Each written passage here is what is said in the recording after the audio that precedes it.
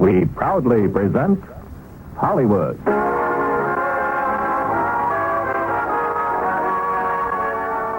The Radio Theatre, starring Victor Moore, Don Defore, Charlie Ruggles, and Gale Storm in It Happened on Fifth Avenue.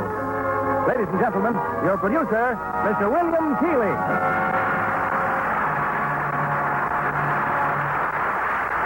Greetings from Hollywood, ladies and gentlemen.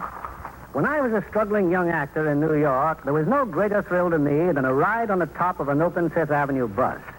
So I was saddened to hear that they'd been recently replaced. Imagine my joyful surprise the other day to see some of those old friends rumbling down, of all places, Hollywood Boulevard, signaling the release of Roy Del Rue's romantic and delightful comedy. It Happened on Fifth Avenue, from the studios of Allied Artists.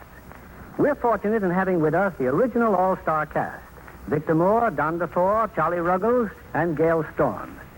Here's Act One of It Happened on Fifth Avenue, starring Victor Moore as Aloysius T. McKeever, Don Defore as Jim Bullock, Charlie Ruggles as Michael O'Connor, and Gale Storm as Trudy.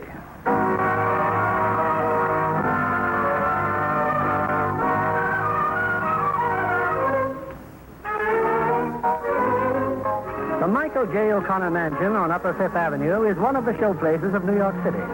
But on this blustery November afternoon, it stands empty, its windows tightly boarded up for the winter. Michael O'Connor is at his plantation in Virginia. His divorced wife is in Florida. And Trudy, their daughter, is at finishing school. Well, let's say that up to 2 hours ago, Trudy was at finishing school. It's true, Mr. O'Connor. She's run away. Your daughter's run away from school. Well, I won't stand for it, do you hear? I want the best detective agency in New York. Tell them to keep in constant touch with me. Yes, sir. The board of directors are waiting, Mr. O'Connor. The building project, sir. Oh, yeah. Well, let's get it over with. No, wait a minute. Look at this newspaper. Yes, I've already seen it. Look at this photograph. Evicted veteran calls O'Connor octopus. Yes, sir. To build our office building, we have to tear down that apartment. Before we can tear down that apartment, the tenants have to be evicted. Isn't that simple enough? Yes, sir. Well, next time, no pictures in the paper. You understand? No pictures. Well, while this is going on, while Trudy is running away and building projects are being projected, a rather dumpy, shabbily dressed gentleman furtively slipped through the high board fence in back of the O'Connor Fifth Avenue mansion. He lifts up the iron cover of the coal chute and disappears into the O'Connor cellar.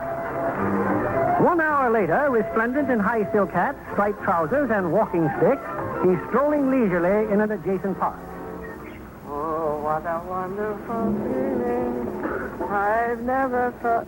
Oh, good afternoon. You mind if I share the bench with you? No, but I resent your calling this bench a bench. This happens to be my new home. Your home? Yes, and Michael J. O'Connor is an octopus. A human octopus slowly strangling civilization in his tentacles. He is? Yes. I've been evicted. Michael J. O'Connor has just thrown me out of my apartment. Oh, it's a terrible thing, isn't it, this housing problem? No. I'd settle for an upholstered, steam-heated gutter. I solved my residential problem years ago. Judging from your clothes, you could afford to. Well, I wouldn't say that. But if you're in trouble and have no place to go, you can be my guest for the night. Oh, no. Thanks a lot, but I'll manage somehow. Well, it's getting dark now. I'll be happy to have you. Well, you know something, Pop? I think maybe I'll take you up at that. Oh, you will? Fine. It's that lovely house just over there. That? That's your house? Well, let's just say that I live there. Well, here, try one of these cigars. Nothing like a good cigar, is it?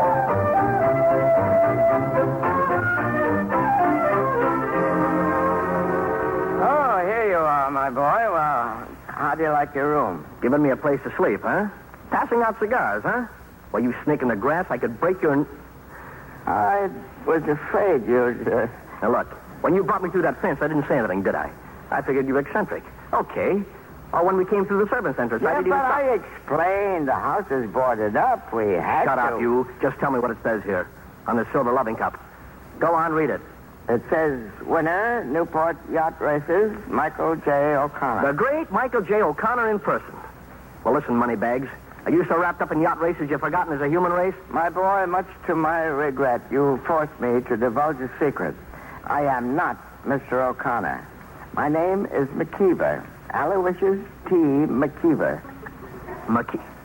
Well, then where's O'Connor? In Virginia. A place called Bubbling Springs. Now, it's quite beautiful there. Oh, yeah, but you're a friend of O'Connor's. Well, let us say Mr. O'Connor is a friend of mine. You see, Jim Bullock. Yeah, well, you see, Jim, every fall, Mr. O'Connor goes to Virginia. As soon as he leaves here, I move in. It's been a very satisfactory arrangement. Hey, the lights. The lights just went out. Oh, well, it can't be them. It's too early. It can't be who, and who's too early? Never mind. Say, did you say you live here alone? Yes? Well, you ever got company?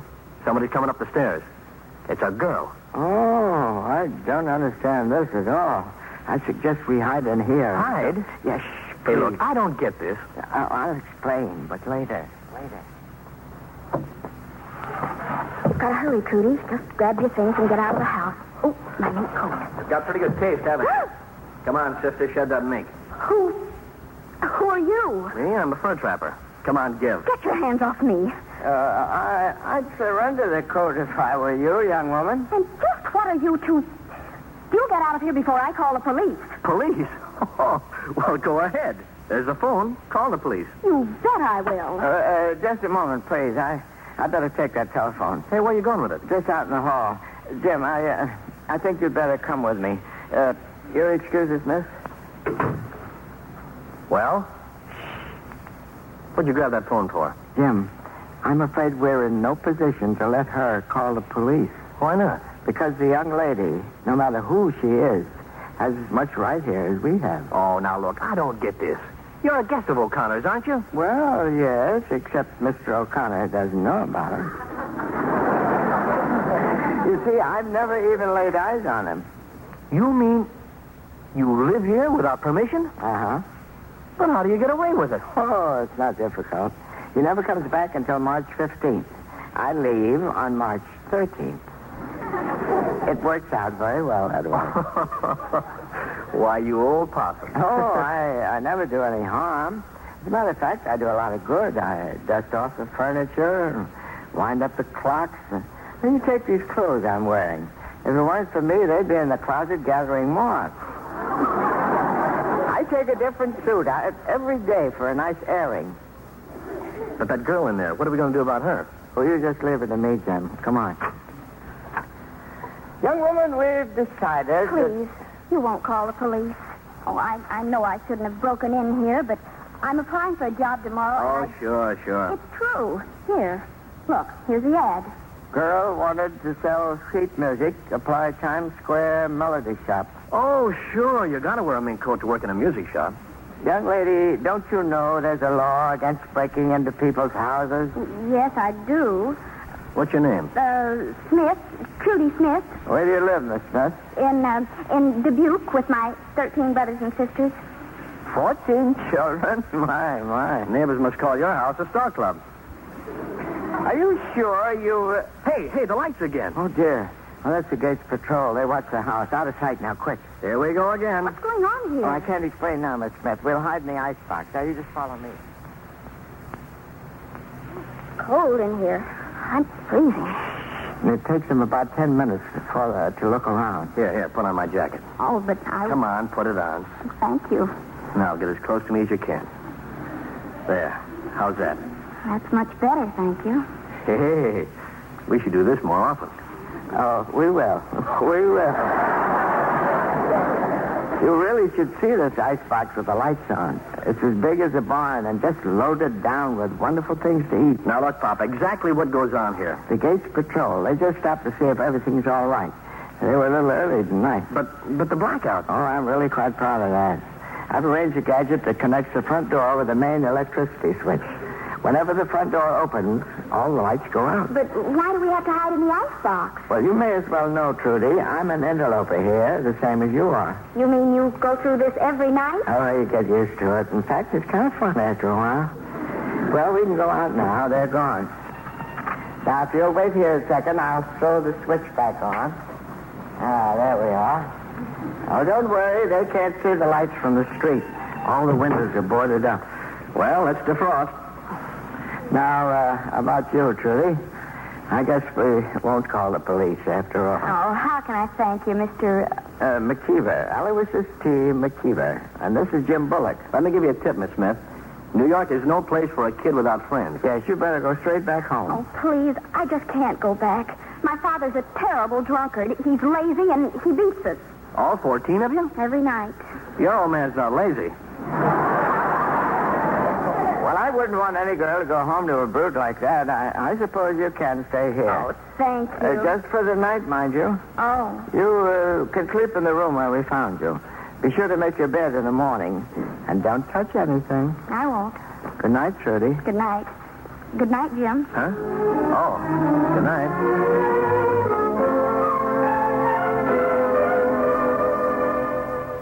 You got the job, Trudy. Well, that's just fine. $30 a week, Mr. McKeever, and I start tomorrow. And is that Jim in there, Mr. McKeever? Yes, and some friends of his.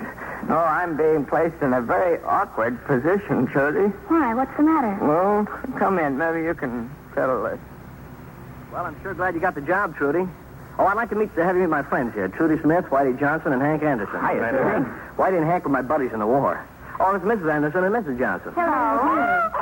And don't forget the baby. How can we? Oh, don't cry, darling. It's all right. All right. Well, it's criminal. It's inhuman. What's inhuman? They've been evicted, just like I was. You know where they're living? In a trailer in Flatbush. Oh, now, take it easy, Jim. You can't blame Mr. McKeever. Mac, look, you simply can't turn these people out into the street. Oh, this is really very embarrassing. Well, look, you're O'Connor's guest here. I'm O'Connor's guest here. Okay. We'll all be O'Connor's guests here. Me too? Well, why not, Trudy? There are 43 rooms. Not in my 20 years of living as a guest in other people's homes have I ever been faced with a situation like this. Still, we can't very well turn children away. Look at him. Hello there. Well, I guess we'll be able to manage somehow. Look, the baby's smiling at me.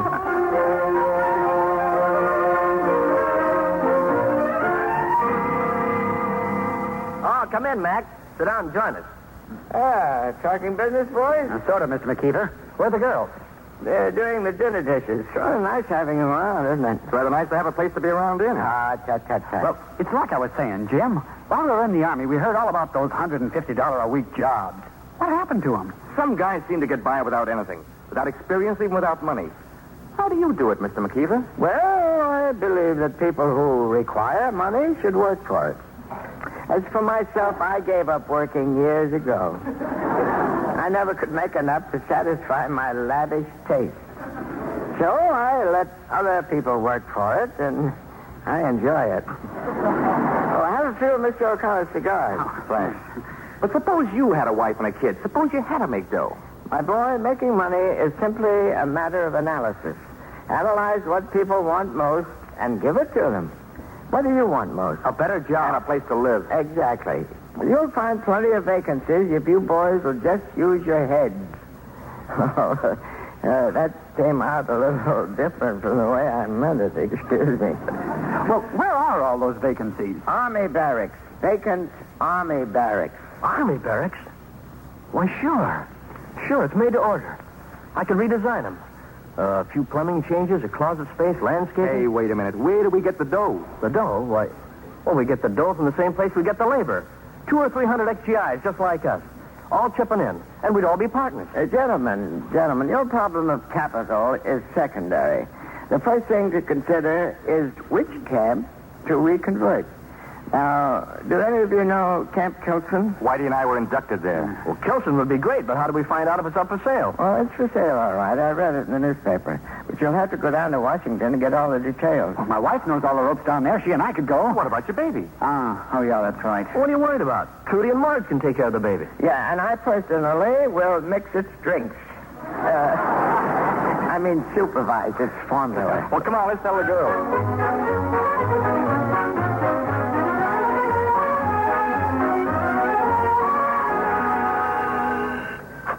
Hello. I have bubbling springs for you, Mr. Phil. Go ahead. Hello, Mr. O'Connor. Well, speak up, Barrow. What is it? They've found her, Mr. O'Connor, your daughter. She's using the name of Trudy Smith, sir, and she's got a job here in New York. A job? Great Scott, where? The Times Square Melody Shop. I'll have our lawyers go there at once and pick her up. No, those fatheads, no. They've got all they can do to handling that Camp Kilson deal. Yes, sir. I certainly hope we'll be able to buy Camp Kilson from the government, sir. Well, of course we'll buy it. We'll just outbid all competitors. I'll go and get my daughter myself. I'll charter a plane and I'll...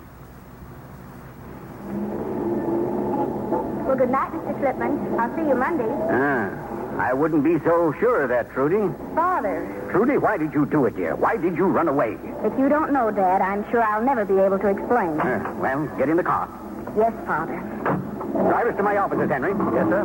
Dad, I am not going back to finishing school. And why not? Because I'm finished. Besides, I've met someone, Dad. I'm in love, I think. Oh, that's ridiculous. Never mind the office, Henry. Drive straight to the house. Oh, no, not the house. Are you out of your head? Why can't I drive to my own house? Oh, because I'm staying there, only they don't know that I'm me. Mr. McKeever and Jim and... Who in blazes are they? Mr. McKeever is the man who moves in when you move out. And Jim... Oh, he's wonderful, Father. He thinks I'm a thief and you're a drunkard and you beat me. He thinks I was... Oh, this is fantastic. My goodness. I'll have the police up there in about 5 minutes. All right, Dad. Call the police. Have it your way. You always do. Oh, Trudy, please. Now, what is it, honey? Can't we talk this over like two sensible people? Why don't you tell me what's troubling you? Dad, I've been terribly unhappy. Ever since you and Mother... Dad, I've been so lonely. That's why I ran away. I see. Well, what do you want me to do? I want you to meet Jim. All right, I'll meet him. You will? Yes. Oh, darling, thank you. Oh, but not as Michael O'Connor. Yeah, well, what's wrong with Michael O'Connor? Nothing, but if Jim knew who you really were, well, I'd always be wondering. You're wondering about what? If he were really thinking of me or your bank account. Oh, Trudy, this is... Dad, please, let me have my way just this once. All right. Now what? Henry? Yes, miss? Drive to the east side, Henry, to one of those second-hand clothing stores. What in the world for? Well, if you're going to be a bum, you'll have to look like one. If I press the bell picture, oh, for heaven's sake.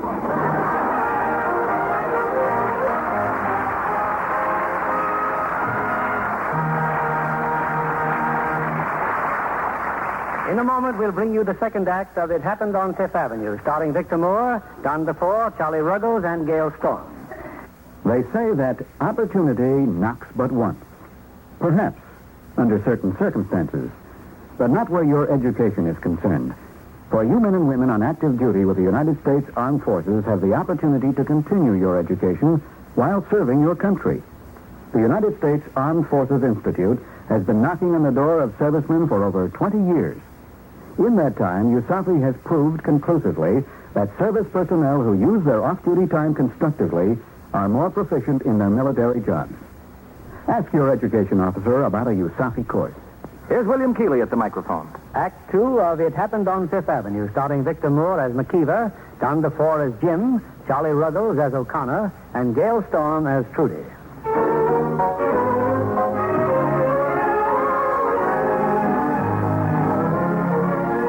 Well, it's an hour later, and in Finkelhoff's second-hand clothing store, Mr. Michael J. O'Connor, second richest man in the world, stands aghast in front of a dilapidated mirror, while Mr. Finkelhoff proudly surveys his handiwork. Well, there you are, mister. $12 for everything. And already you look good. Oh, I'm not going to look at me. Trudy, look at me. Just look at me. I look like a tramp. Darling, that was the idea. And here, a fine derby hat. Hardly faded. Compliments of the house. Oh, Trudy, this is positively outrageous. A derby hat coming maybe from the head of a duke. All right. Give it to me. $12, huh? Less 10% discount. In keeping with the policy maybe from the White House. Well, never mind that. Now tell me, how much will you allow me for my suit there? $6. $6? Your suit is all wool, maybe? Why, certainly it's all wool. Oh, that's bad. Wool is bad? Mister, look.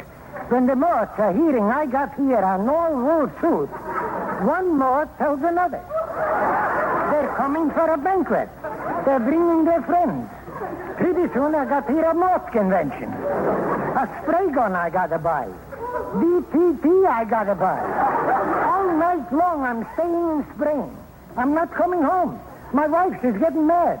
She's packing her bags and going to Reno. She's getting from me a divorce. What am I getting? Custody of the morse. Alimony I'm paying. Payments I'm missing. To jail I'm going. My business I'm losing. I'm a bum. All because you are bringing in here an all-wool suit.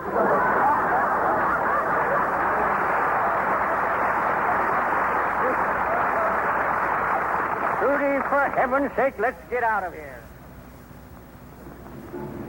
Now, you understand everything, Father? Yeah. You're to sit on the bench here in the park until we walk past. Yeah. Then I'll notice how awful you look, and I'll suggest to Mr. McKeever... That you invite me to my own house. Exactly. Now, don't worry, darling. I'll try not to be too long.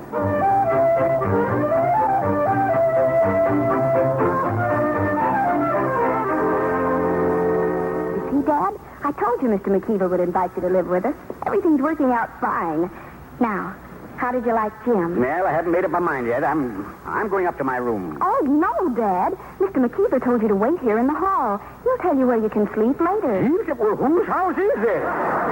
Now, sit down. What are all those clotheslines doing here? Is this my house or a laundry? Are those diapers? Oh, naturally. You see the baby. The baby? The baby? Come and get it, Mike. You come and get what? Food, darling. Now, shh. I told Mr. McKeever you were starving. Here we come, Mr. McKeever. Well, Mike, like I told you in the park, we can't have every bum in New York living here. But I suppose one more won't matter. Oh, well, thank you. So just make yourself right at home. Yeah, I'll try. That's a mighty nice lounging robe you're wearing there. Oh, yes. Yeah, it's pure silk. I noticed the braidwork on the cuffs. So maybe I'll let you wear it sometime. Well, of course, I wouldn't think of depriving you. That cigar smells pretty good, too. Well, I might let you smoke one after dinner. Yes, thank you. Well, come sit down, Mike. Go ahead, dig in. No, I'd better not. Don't you like bologna? All I want is milk and crackers. Milk and crackers? Oh, speaking of milk, Trudy, don't forget the baby's bottle. Oh, my goodness. It's way past his feeding time. Look at her run, Mike. Great little mother, isn't she? Yes, great. Now, what about my... Did you say mother? Baby? Oh, my goodness. Oh, my goodness. Trudy, wait a minute. Mike, where are you going? I'm going crazy. Trudy, wait a minute. Trudy. What on earth's the matter with you, Father? I'm trying to give the baby his bottle. Trudy, I simply have to talk with you. Just look at this angel. You know, he's got dimples exactly like yours. Now, Trudy, I'm going to try to be very, very calm. What's done is done. I consent to your marriage. Then you like Jim. Oh, Dad, I knew But you just would. tell me one thing. How did all this happen? Well, I guess it happened in the icebox.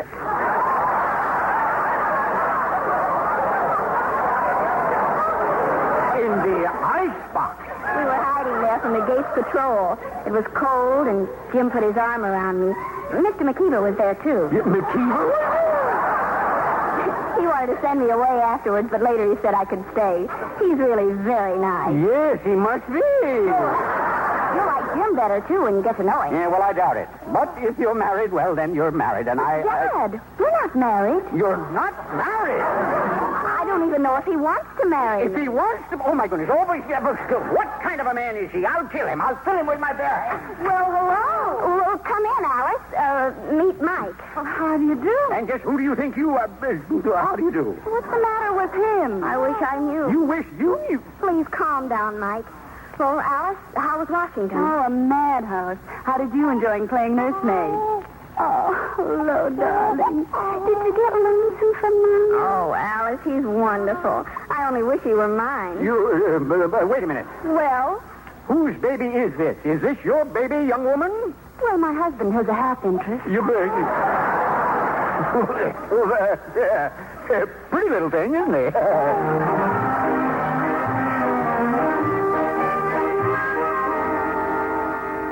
You know, Mike, you wouldn't have to eat milk and crackers if you didn't have ulcers. And you wouldn't have ulcers if you watched that temper of yours. Any more suggestions? Oh, now look what you've done. Milk all over the tablecloth. I'm very sorry. Oh, you're terribly sloppy, Mike, aren't you? You'll have to be more orderly or you can't stay. Under the circumstances, you better make your sleeping quarters in the servants' hall. Sam sleeps there, too. Sam? You mean there's someone else living here I haven't met? Sam is my dog. He barks at 7 a.m., so let him out in the yard, and I won't have to get up so early then. Are those orders? For a while, until you prove yourself a little more cooperative. Well, in that case, good night. Good night, Mike. How you doing, Mike? And you can mind your own business, too. Rather what a character. Well, Mac, you want to hear what happened in Washington? Go ahead, Whitey, tell him. Well, briefly, Mr. McKeever, the government is willing to sell Camp Kilson, but there's a catch. Yeah, there always is. They've already had an offer of $150,000. You know who from? That bloated billionaire Michael J. O'Connor. What does he want with that property? Hasn't he got enough? Well, the thing for you to do, boys, is raise O'Connor's bid. Offer the government $160,000. Why? We're going to get $160,000. Well, there's no harm in making an offer. If they accept, then it's time to worry about where you're going to get the money. The essence of big business, gentlemen, is never put one worry ahead of another. Well, if you'll excuse me, I'd better take Sam for a walk. Operator! Operator, I was connected with... Hello, Farrell? Well, certainly this is Mr. O'Connor. No, I'm not kidnapped. No, I'm in town. In an icebox. I can't tell you where. Now listen, wire Wickersham and tell him I'll take $6 million for that West Coast chain and not a cent less. Right. Now, is Phillips back from Washington? Well, why isn't he back? Well, all right. Tell him I'll call him sometime tomorrow. Meanwhile... Come out of the icebox, Mike. Yeah. Look at him, Jim. If you insist on using the phone in the icebox, Mike, I suggest you wear an overcoat. Yes, sir.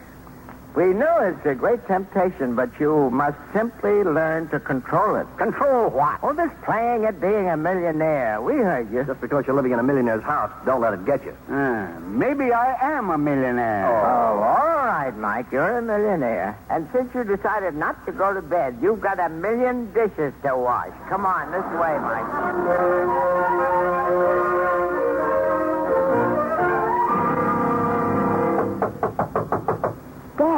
Dad, are you awake? Certainly I'm awake. How am I and where am I supposed to sleep? In the bed, of course. I can't. The dog is sleeping in the bed. He won't let me get near it. Washing dishes. A valet to a dog. He barks at 7 and I have to take him for a promenade.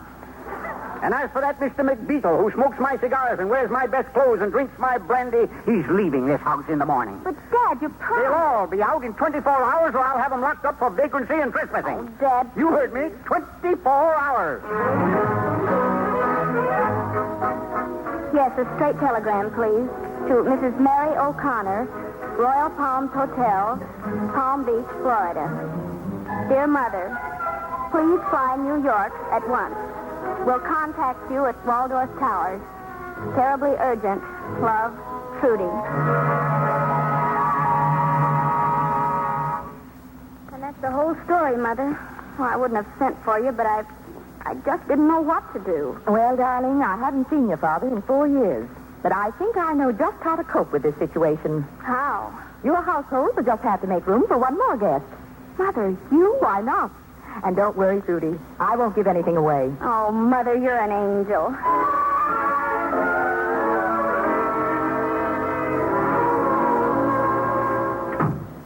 Mike, I'm afraid I'll have to talk to you again. Mike. Now, what have I done? You just came in the front door. Rule number 1 is never use that front door. Well, I forgot. Where'd you get the key? I found it this morning when I was scrubbing the floor. Well, come on. Hand it over. I'll do no such... Here. Thank you. Well, what's that I smell? What's what? Yeah, I smell something cooking. Slumgullion. Slumgullion? Yes, it's a kind of an Irish stew. As a matter of fact, it was on account of slumgullion that I fell in love.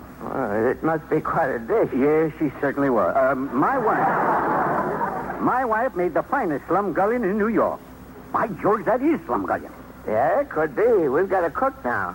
Go on out in the kitchen to meet her. Well, who cares about the cook? I want to meet that slumgullion.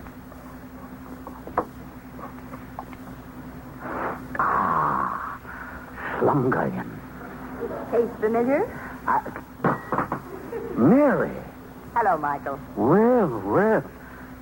May I ask, what are you doing here? I'm here for the same reason you are. Trudy wanted me to meet Jim. Oh, and have you had that extreme pleasure? I have.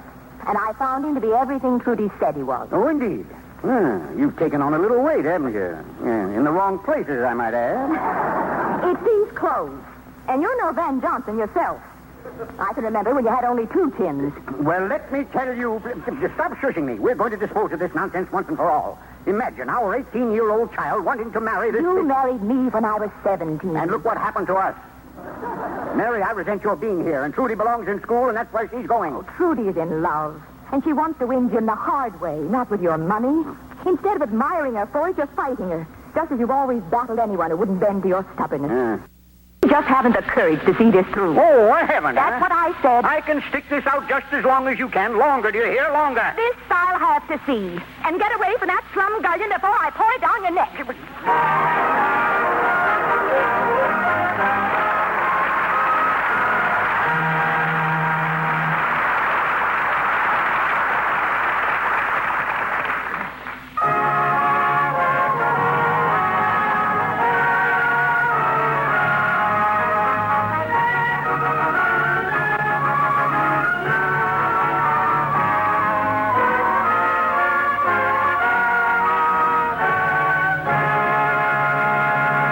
In a moment, we'll return with Act 3 of It Happened on Fifth Avenue, starring Victor Moore, Don Defore, Charlie Ruggles, and Gale Storm. If you think the life of an average congressman in Washington is rather glamorous, consider the typical schedule of a present-day senator. He's up by 7 o'clock, skims the congressional record, reads the Washington Post with breakfast. 8 o'clock, off to work. En route, he reads the New York Times and often dictates a letter or two before arriving at the office at 8:30. The Philadelphia Inquirer is waiting to be read along with testimony to be presented at committee hearings. 9 o'clock, staff meeting with discussions of forthcoming speeches. As many as 3 simultaneous committee meetings are often scheduled for 10 a.m., and our congressman will shuttle between them all. Lunch with reporters, constituents, or other congressmen. After lunch, maybe a short nap in his private office. Then to the Senate floor for a speech, some debate, and the offering of amendments. Radio, TV, or other press interviews will last until 5 o'clock, with paperwork and hometown politicians obligating him until 6:30.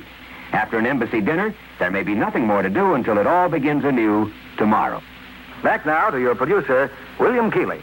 Act 3 of It Happened on Fifth Avenue, starring Victor Moore as McKeever, Don Defore as Jim, Charlie Ruggles as O'Connor, and Gale Storm as Trudy.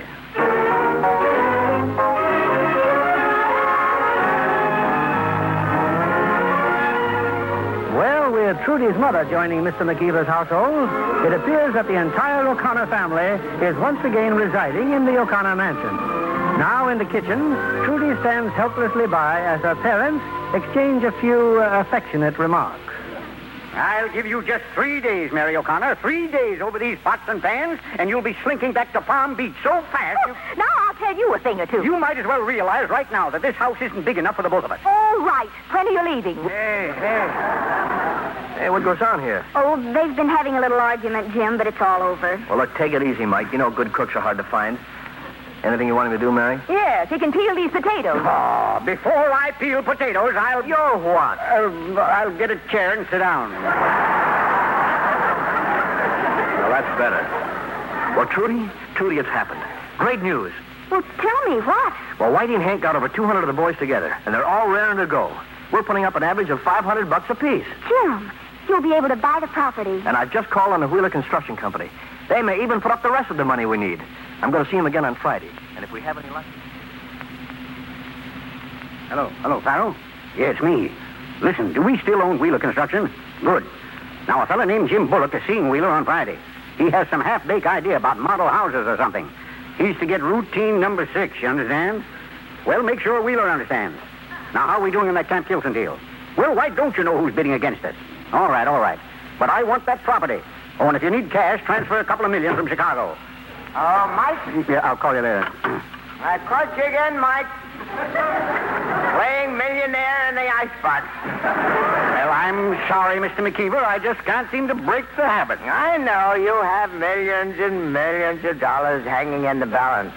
But, Mike, you didn't make your bed this morning.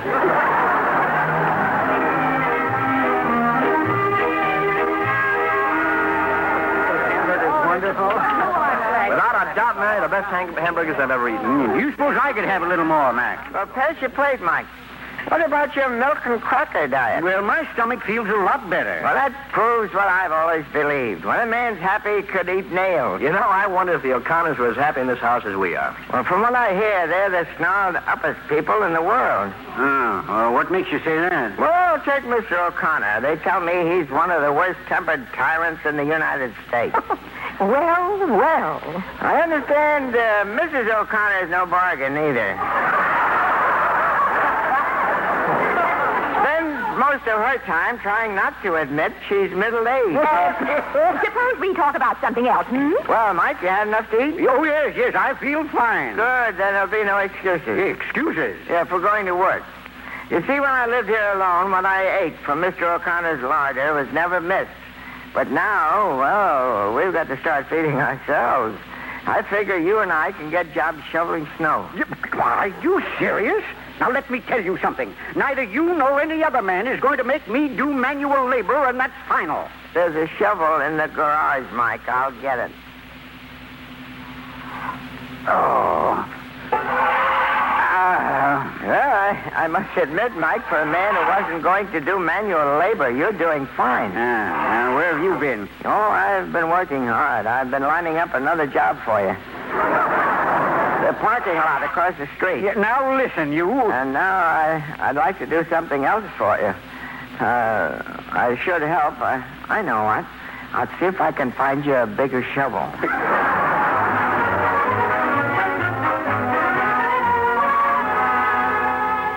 Hello, Mike. Well, have a hard day? Oh, no. I just shoveled off half of Manhattan, that's all. Tell me, Jim, how did you make out with Wheeler Construction? Well, they turned down our housing proposition, but they did offer me a job, $12,000 a year in Bolivia. Yeah, well, when are you leaving? Are you kidding? Why would I want to go to Bolivia? Besides, I'd have to be single. Oh, well? Oh, now look, Mike. I couldn't leave Trudy. And all those fellas, why, they're counting on me. Jim, just what is this big idea you think so important? The government's selling Camp Kilson, and they're trying to buy it. Camp Kilson? Well, what's wrong with that? Nothing at all. We thought we could get it cheap, but some drip has bid us up to nearly $200,000. Oh, well, tomorrow's another day. Yeah, well, don't remind me of it. I'll have to shovel snow again. I'm going to find the liniment. All right, Michael. If you can shovel snow, I guess I can rub your back. Oh, thanks, Mary. Down a little further, Mary, will you? Oh, there? That's it. You remember, Mary, the first time you rubbed my back, huh? I was a bricklayer then, wasn't I? We had lots of fun in those days, didn't we, Mary? Yes, you had lots of muscle. Yeah. Now look at you. Flabby as an old seal. Oh, flabby. Mary, Mike. But she's just rubbing my back. Mike, I must ask you to go to your room at once. Yeah, now just a minute, you. Go to your room. I'll talk to you in the morning, Mary.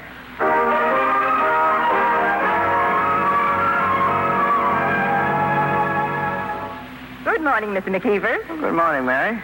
Morning, Mike.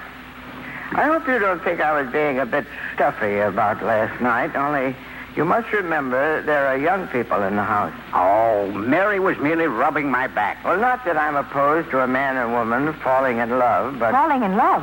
You too. Why, the minute you saw each other. And why not? It's never too late. Now, you take Mike. He's a nice enough fellow, but what has he made of himself? Absolutely nothing. What you both need is responsibility. Whatever you do, don't end up like me. You know, if I were a younger man, I might be asking Mary to marry me. Well, think it over. You know, Mary, he's right. Is he, Michael? Why do you think I've been hanging around here, submitting to all this? Only because you're here, Mary. Why, Michael, you've changed. It's almost like old times again. And I'm going to change even more, Mary. I promise.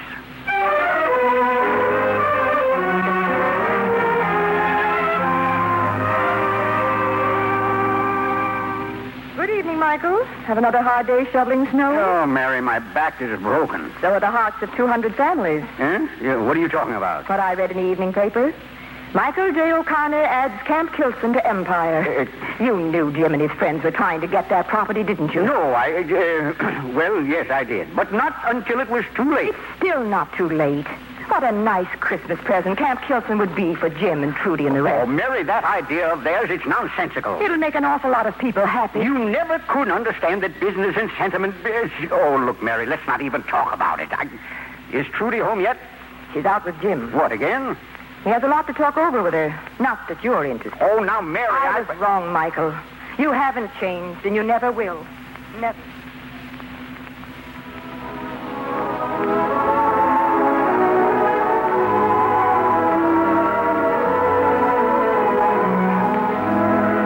You haven't eaten a thing, Trudy. I'm not hungry. Want to dance? No. Oh, Trudy, look, I know you're disappointed, but O'Connor's got Camp Kilson, and I've got to get a job. So I'll have to go to Bolivia. You must have decided in an awful hurry. Well, it's not forever, Trudy. Just a year or so. That's a long time, Jim. Okay, then. Maybe you better not wait. Maybe I shouldn't. Well, just promise me when I'm gone you won't start breaking into people's houses again. And what if I hadn't? I might never have met you. You'd be better off. Would I? Maybe you're right. I know I'm right. Then you can go straight to Bolivia and stay there. You hear me? Stay there.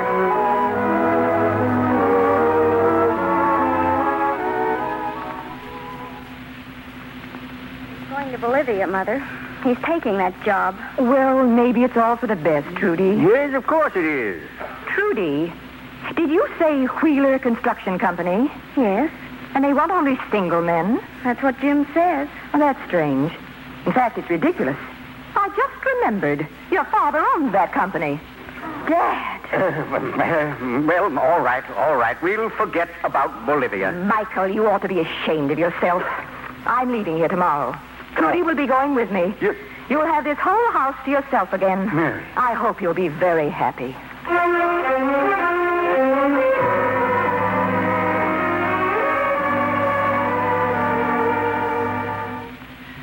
Yeah, I just can't understand it, Mike. I can't understand it. Oh, don't tell me you're in the dumps, too, McKeever. Jim going to Bolivia, Mary and Trudy leaving, Hank and Whitey looking for apartments again. You know, Mike, I think I'll spend the rest of the winter somewhere else. Well, why? What's wrong with this place? Well, since Jim and the boys lost their big chance, all the happiness that filled this old house is gone. It's like a morgue. I was looking over the old Guggenhof place this afternoon. The Guggenhof place? Why, that doesn't compare with this. Mike, a house, any house, is only what its occupants make it. Well, I think I'll make some coffee and eat a caviar sandwich. Hello, Jim. Hiya, Mac. Jim? Oh, Mike. Jim, you don't want to go to Bolivia. Why not? Well, perhaps if you had a talk with O'Connor, you wouldn't have to go to Bolivia. O'Connor? Yeah. Now, how are you going to talk to that old octopus if you can't even see him? Well, maybe you can see him. I have a friend who works in his office building, eh? He's head janitor there, and believe it or not, O'Connor thinks an awful lot of old Charlie. Oh, now, wait a minute, Mike. I hope you don't mind, Jim, but I asked Charlie to ask Mr. O'Connor to give you an appointment. And guess what? He'll see you in 1 hour. Mike, have you been playing millionaire on the phone again? No. I know what I'm saying, Jim. Oh, don't pass up this chance. Okay, Mike, okay. It won't be the first office I've been thrown out of. Hello, Farrell? Yeah, send my car for me right away. I'm coming to the office. No, not to the house, you idiot. The park. Yeah, and I'll be waiting in the park. Hurry.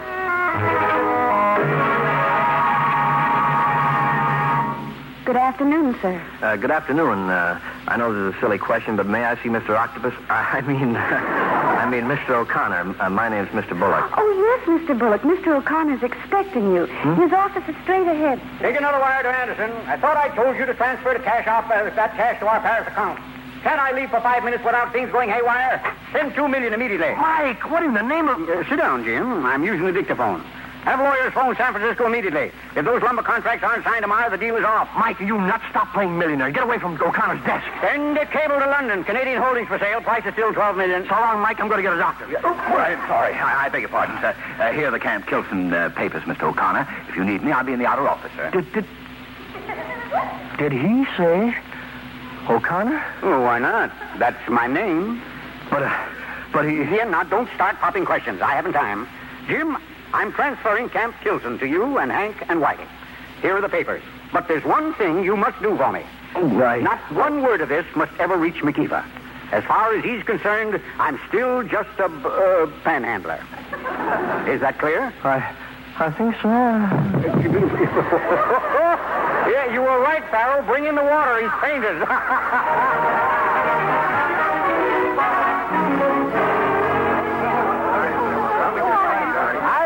Done this before, folks, but I think the occasion warrants a bottle of Mr. O'Connor's best champagne. Now, if everyone will please take a glass. Now, this toast is to Mike. To Mike who saved the day. Oh, yes. Thanks, Mike. Well, I'm glad I was able to be of service, and even though Mac here chooses to think of me as a drifter, a panhandler, and a man of little principle. Water under the bridge, Mike. Please try to forget that I ever said it. Mac, it's already forgotten. Well, it's too bad we have to leave here, but since Mr. O'Connor told Jim that he's coming back to his house, and since I've already made arrangements at the Guggenhof Mansion, perhaps it's all for the best. Our paths may never cross again, but it's wonderful to know that you've all been my friends.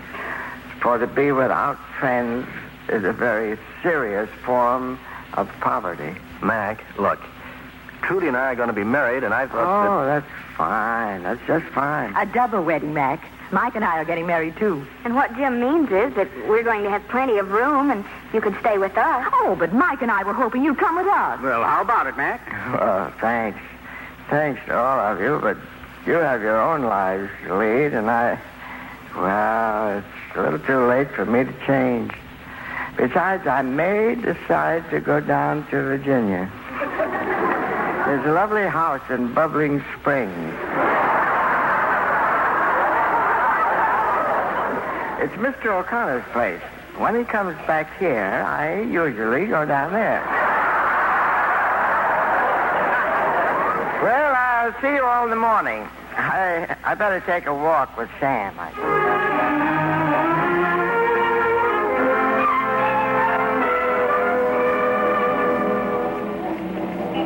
Well, Mac, we're all out of the house. Hey, Mac, where are you going? Through the fence here, Jim. Same way I came in. Well, I guess we'd all better leave that way, huh? Well, perhaps we shouldn't all leave at once. Jim, Trudy, you go first. Goodbye, Mr. McKeever. Goodbye, dear. I hope you'll be very happy. Thank you. Mac, I'll never forget you. Good luck. Thank you, Jim. My, they're a nice couple, aren't they, Mary? Mm. Oh, my God, I nearly forgot. Mike, in case you've no place to spend your honeymoon, here are the keys to the Vandervetter mansion. They're in Europe. Well, thanks, Mac, thanks. And Mary, if he doesn't treat you right, you come back and report to me. I'll be here again next November 3rd. That's a date, Mac. Well, goodbye, Mary. Goodbye, Mike. Come on, Sam. That's a good old dog. Come on, we'll be on our way. Come on, Sam. You know, Mary, there are richer men than I. Michael. Mary, remind me to nail up the boards in this fence, will you? Next November, he's coming through the front door. Goodbye.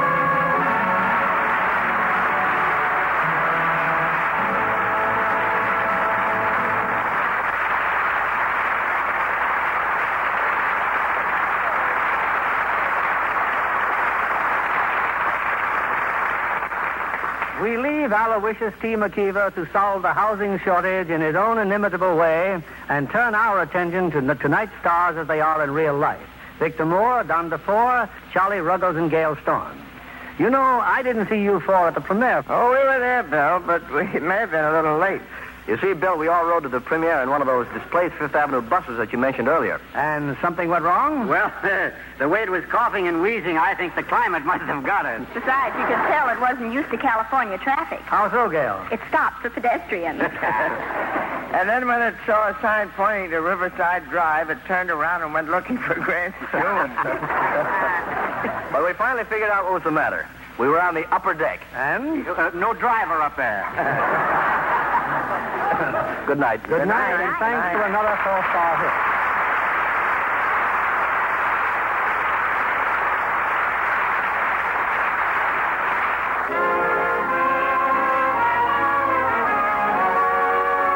This is William Keeley saying good night to you from Hollywood.